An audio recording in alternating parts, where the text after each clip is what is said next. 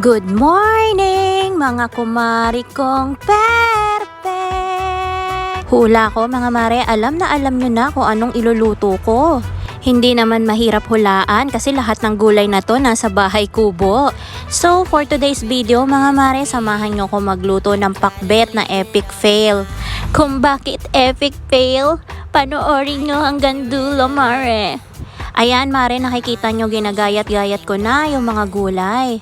Nakakatuwa nga dito sa probinsya kasi lahat ng gulay dito ang mura-mura lang.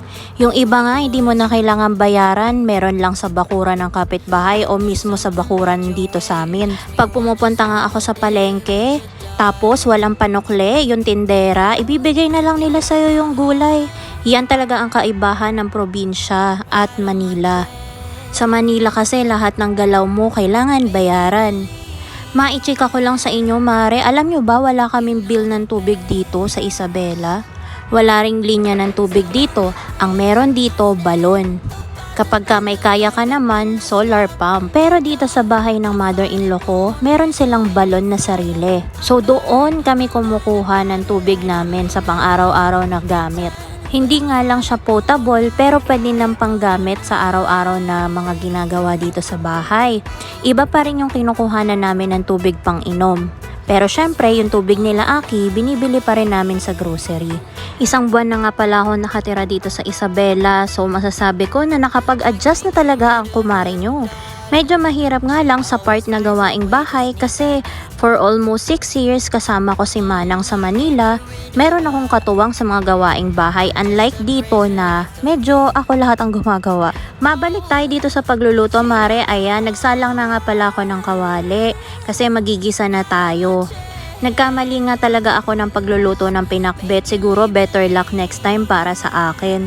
Alam nyo ba mga mare, dalawang putahe talaga sa buong buhay ko ang hindi ko ma-perfect. Yun ay ang adobo at itong ang pinakbet. Ayan mga mare, kung makikita nyo, iginigisa ko ang alamang. Hindi ko kasi alam na hindi ko pala pwedeng pagsabayan ang paggigisa ng alamang at paggigisa ng mga ingredients ng pinakbet. So, ang nangyari mga mare, nung iginisa ko na yung mga gulay, yung inihalo ko na yung mga gulay dito sa alamang, as in kulay pink pa rin yung alamang, parang hindi talaga siya naluto mga mare. Niremedyohan ko na nga lang ng bonggang-bongga mare para hindi ako mapahiya kay CJ. Hindi ko naman kasi pwedeng itapon yan, 'di ba? Sayang. Kaya ang ginawa ko, niremedyohan ko na lang, tinimplahan ko na lang, nilagyan ng mga pampalasa para magbalanse. Pero sabi ko sa sarili ko, talagang hindi, talagang epic fail ang pagkakaluto dito sa pinakbet na to. Ang sahog pala nito ay dilis, so nagprito ko ng dilis dyan. Kung makikita nyo, umuusok-usok na at hinalo ko na nga yung mga ginisang gulay. Mag-aalas 12 na rin kasi ng time na yan, kaya wala na akong maisip na iluto. Kaya sabi ko sa sarili ko, panindigan ko na lang yan. Wow, sana all pinapanindigan, Mare. At dahil alam kong hindi naman nga kakain ang aking dalawang batuta ng gulay, nagprito na lang ako ng hotdog para sa ganon. Papakainin ko rin sila ng gulay pero mas makakakain sila ng marami kung merong hotdog na kasabay. Ha? Hotdog! Kinukulit na nga rin nila ako ng time na yan kasi sobrang gutom na daw talaga sila. So, ayan na mga mare, lunchtime na. Sabayan nyo na lang kami sa pagkain dito. Kain na tayo mga mare kahit hindi masarap ang luto ko. Aayain ko kayong kumain. So, let's go. Kuha na ng plate. Kitang-kita nyo ba ang saya sa mukha ni Aki? Hindi siya masaya sa pakbet, masaya siya sa hotdog. So, ayan na nga mga mare ang itsura ng epic fail na pinakbet. Siguro next time, mas gagalingan ko ng magluto. Manonood ako sa YouTube tutorial kung paano magluto ng pinakbet. Yung tamang-tamang luto ba? Ayan mga mare, kumakain na nga kami dyan ng mga bata. Habang kumakain nga kami, nasa isip ko ano kayang merienda namin mamaya. Yung di ka pa tapos kumain ng lunch, nag-iisip ka na ng merienda. At dahil mabilis tayo mag-isip, Mare, eto na ang merienda. Magluluto tayo ng binignit. Binignit ito sa Rizal, sa Cavite, ganyan. Pero sa mga Tagalog, ang tawag dito ginataang bilo-bilo. Paborito ko talaga to. Nung grade 1 ako, naaalala ko, nag-iintay ako nito ng rasyon galing sa kantin namin, dinadala sa mga classroom. Yun yung mga pagkain na pwede mong utangin tapos kinabukasan mo babayaran. Bihirang-bihira lang talaga kami makakain ng mga ganito nung bata pa kami. Tsaka nung medyo umedad na rin kasi hindi naman talaga tulad niyan, hindi naman ako mahilig magluto noon. Pero dahil nasasanay-sanay na ngang magluto at naging nanay na, ayan, lahat na alam ko nang lutuin. Maliban nga lang sa pakbet at adobo, katulong ko pala sina Ali at Aki sa pagbibilog-bilog nitong glutinous rice. Enjoy na enjoy silang magbilog-bilog kasi feeling nila slime to. Kaya kung ano-anong shape ang na-form nila, kung ano-anong size din ang binibigay nila dyan sa akin.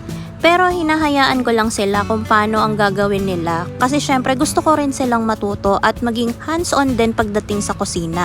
Konti lang pala mare ang sahog nitong ginataang bilo-bilo ko o yung binignit kasi nag-crave lang naman talaga ako.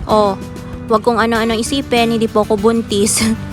Kamote, saging, sago, tsaka ano pa ba? Ayun lang pala, wala na palang iba. Yun lang pala yung sangkap ng ginataang bilo-bilo ko. Nagtatalo pa nga kami dyan ni CJ kasi sabi niya may langka. Ako naman sabi ko parang wala. Pero napagtanto ko nga na meron pala talaga dapat na langka yan. Alam nyo mga mare, struggle is real sa akin ang pagluluto ng ginataang bilo-bilo dito sa Isabela. Alam nyo ba kung bakit? Wala kasing nagtitinda dito ng nyug. Kaya yun nabibiling gata na lang sa supermarket yung ginamit namin para dyan sa binignit. Yung mga tao kasi dito mga mare, may sari-sarili silang mga pataniman ng nyog, buko, at kung ano-ano pa. I mean, yung mga kailangan nila nasa mga bakuran lang nila mga mare, kaya kokonti lang yung mga tinda sa palengke. Biglang ako napaisip na siguro kapag tumagal ako dito, magtatanim din ako ng mga sarili kong puno at kung ano-ano pang mga gulay. Hindi na ako pupunta ng palengke at lalong hindi ako gagastos, 'di ba? So, nagpakulo na lang pala kami dyan ng tubig na may asukal and isinabay na namin pakuluan yung kamote tsaka yung saging para sabay na sila maluto.